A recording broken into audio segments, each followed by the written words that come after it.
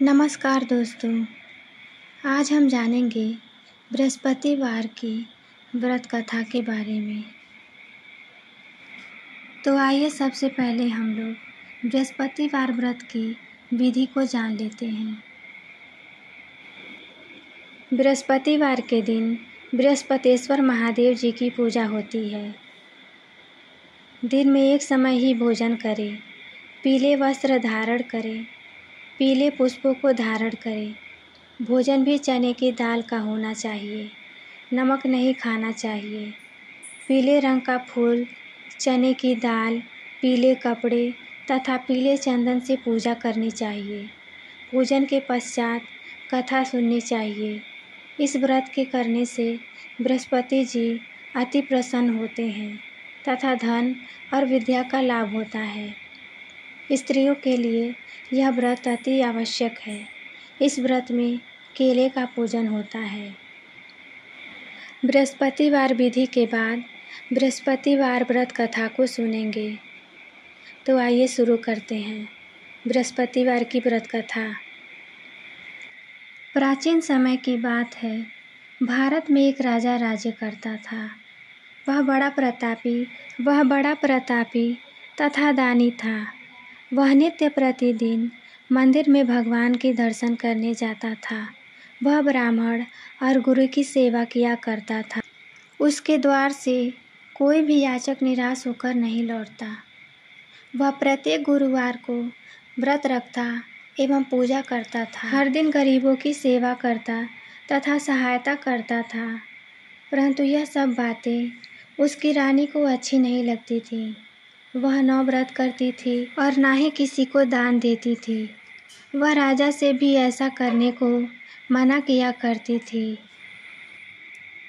एक समय की बात है कि राजा शिकार खेलने वन को चले गए। घर पर रानी और दासी थीं। उस समय गुरु बृहस्पति साधु का रूप धारण कर राजा के दरवाजे पर भिक्षा मांगने आए।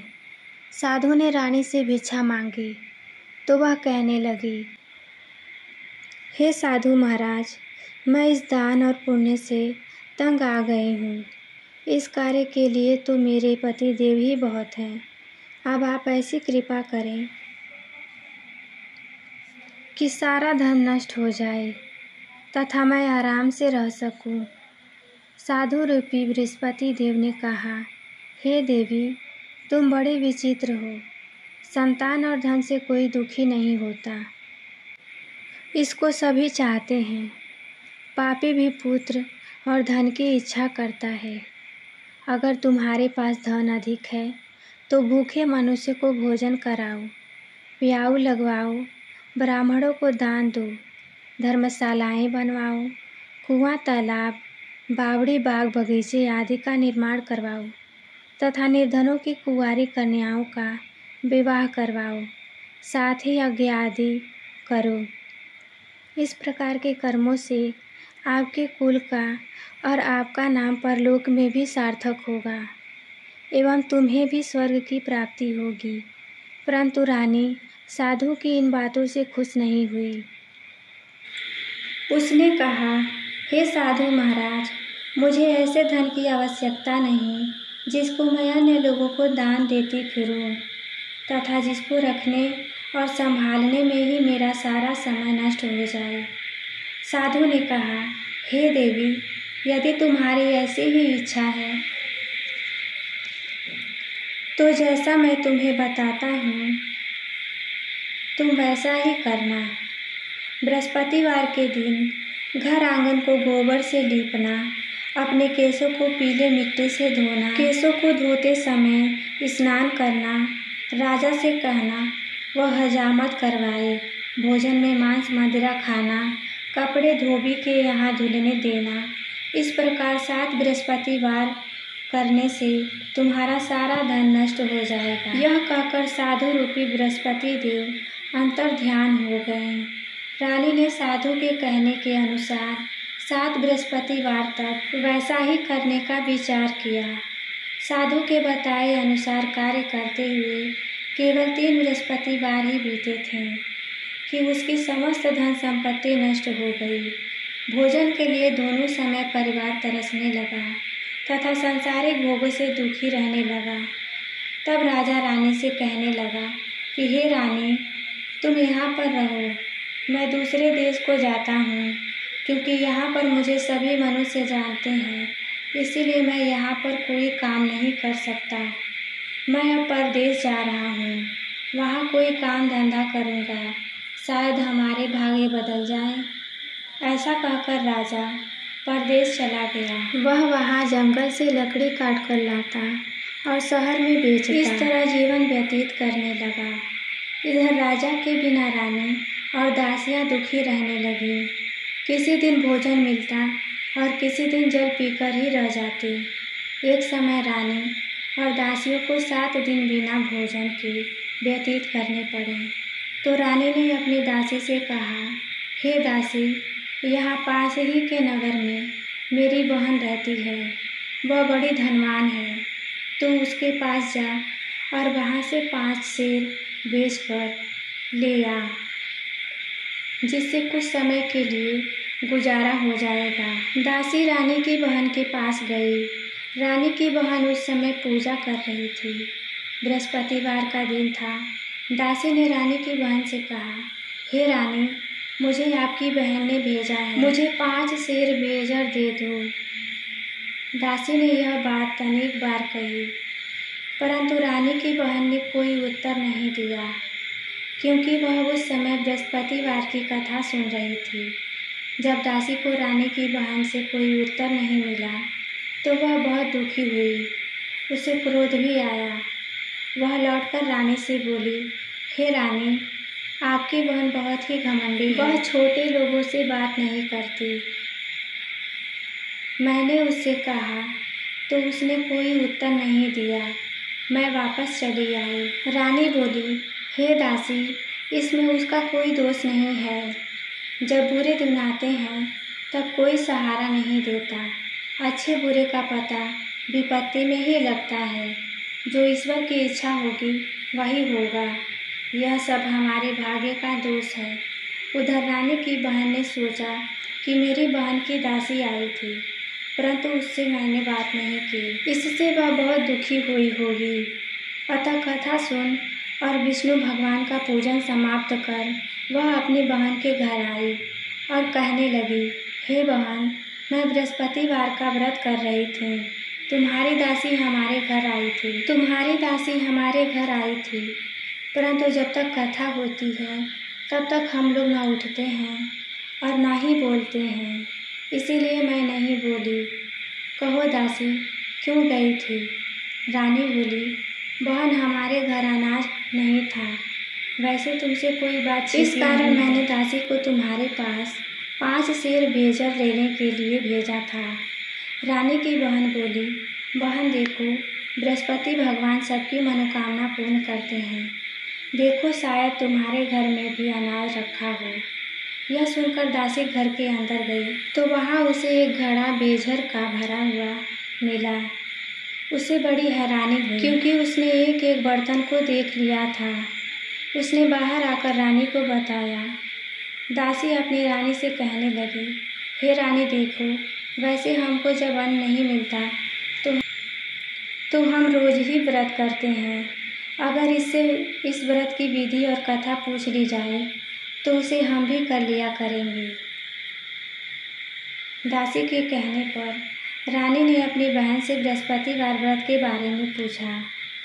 उसकी बहन ने बताया, हे रानी बहन, बृहस्पतिवार को सूर्योदय से पूर्व उठकर स्नान करके बृहस्पतिवार का व्रत करना चाहिए, लेकिन उस दिन सिर नहीं धोना चाहिए।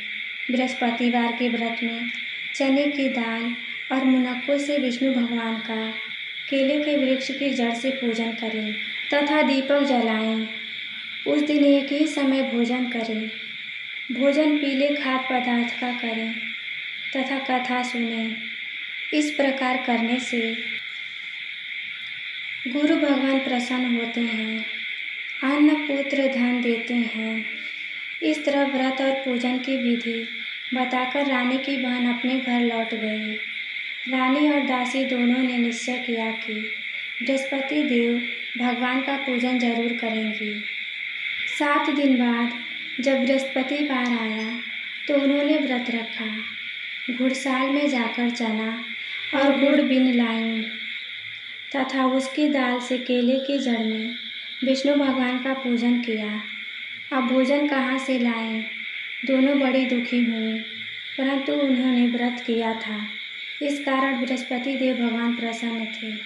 वे एक साधारण व्यक्ति के रूप में 2 थालों में सुंदर पीला भोजन लेकर आए और दासी को देकर बोले, हे दासी, यह भोजन तुम्हारी और रानी के लिए है, तुम दोनों करना। दासी भोजन पाकर बड़ी प्रसन्न हुई और रानी से बोली, रानी जी, भोजन कर लो।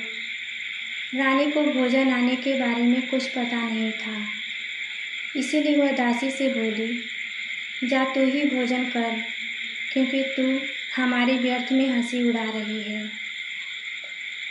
दासी बोली, एक व्यक्ति अभी भोजन दे गया। रानी कहने लगी, वह भोजन तेरे ही लिए दे गया है, तू ही भोजन कर। दासी ने कहा, वह व्यक्ति हम दोनों के लिए 2 थालों में भोजन दे गया है, इसीलिए मैं और आप दोनों ही साथ साथ भोजन करेंगे। फिर दोनों ने गुरु भगवान को नमस्कार कर भोजन प्रारंभ किया। उसके बाद वे प्रत्येक बृहस्पतिवार को गुरु भगवान का व्रत और पूजन करने लगे। बृहस्पति भगवान की कृपा से उनके पास धन हो गया, परंतु रानी फिर पहले की तरह से आलस्य करने लगी। तब दासी ने बोली, देखो रानी, तुम पहले भी इस प्रकार आलस्य करती थी, तुम्हें धन के रखने में कष्ट होता था, इस कारण सभी धन नष्ट हो गया। अब गुरु भगवान की कृपा से धन मिला है तो फिर तुम्हें आलस्य होता है। बड़ी मुसीबतों के बाद हमने यह धन पाया है, इसीलिए हमें दान पुण्य करना चाहिए। तुम भूखे मनुष्यों को भोजन कराओ, प्याऊ लगवाओ, ब्राह्मणों को दान दो, कुआं, तालाब, बावड़ी आदि का निर्माण करवाओ, मंदिर पाठशाला बनवाकर दान दो, कुंवारी कन्याओं का विवाह करवाओ, धन को शुभ कार्यों में खर्च करो, जिससे तुम्हारे कुल का यश बढ़े तथा स्वर्ग प्राप्त हो, पितृ प्रसन्न हो। दासी की बात सुनकर रानी ने इस प्रकार के कर्म करने प्रारंभ किए, जिससे उनका काफ़ी यश फैलने लगा। एक दिन रानी और दासी आपस में विचार करने लगी कि न जाने राजा किस दशा में होंगे, उनकी कोई खोज खबर नहीं है। गुरु भगवान से उन्होंने प्रार्थना किया और भगवान ने रात्रि में राजा को स्वप्न में कहा, हे राजा, उठ, तेरी रानी तुझको याद करती है, अब अपने देश को लौट जा। राजा प्रातः काल उठकर जंगल से लकड़ियाँ काटकर लाने के लिए जंगल की ओर चल पड़ा। जंगल से गुजरते हुए वह सोचने लगा, रानी की गलती से कितने दुख भोगने पड़े। राजपाट छोड़कर उसे जंगल में आकर रहना पड़ा। जंगल से लकड़ियाँ काटकर उन्हें बेचकर गुजारा करना पड़ा। उसी समय उस जंगल में बृहस्पति देव एक साधु का रूप धारण कर आए और राजा के पास आकर बोले, हे लकड़हारे, तुम इस सुनसान जंगल में किस चिंता में बैठे हो, तुम बताओ। यह सुन राजा के नेत्रों में जल भर आया और साधु की वंदना कर बोला, हे प्रभु, आप सब कुछ जानने वाले हैं।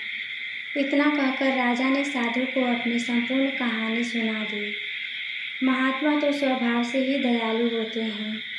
वे राजा बोले, हे राजा, तुम्हारी पत्नी ने बृहस्पति देव के प्रति अपराध किया था, जिसके कारण तुम्हारी यह दशा हुई। अब तुम किसी प्रकार की चिंता मत करो, भगवान तुम्हें पहले से अधिक धन देंगे। देखो, तुम्हारी पत्नी ने बृहस्पतिवार का व्रत करना प्रारंभ कर दिया। अब तुम भी बृहस्पतिवार का व्रत करके चने की दाल व गुड़ और जल को लोटे में डालकर केले के पत्ते से भगवान विष्णु का पूजन करो। फिर कथा कहो या सुनो।